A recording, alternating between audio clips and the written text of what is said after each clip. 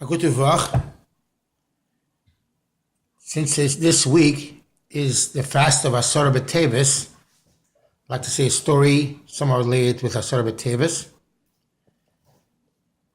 The story is told by one of the earliest Hasidim of the Alter Rebbe when he first began his Hasidus teaching.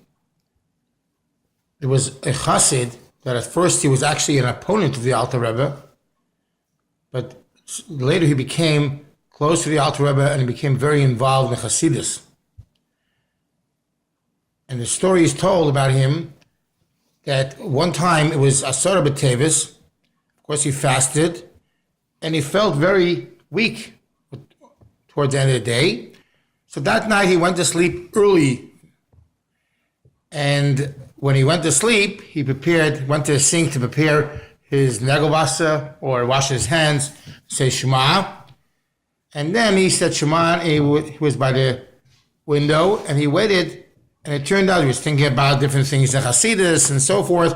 And it turned out they stood there all night till the morning, till the morning was light. He was so involved in the thinking of Hasidus.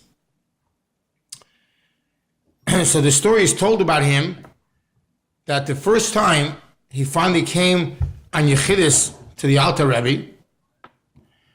So he asked the Alter Rebbe, what is it that he's missing?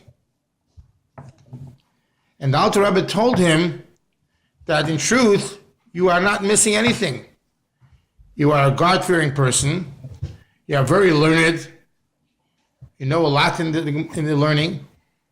But the only one thing I would suggest is this, and that is that somehow you seem to have a lot of chametz. What is chametz?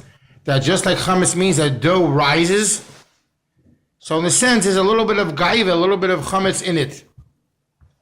And it would be best if you can find a way to turn it into matzah, which is of course very flat. How do you do that?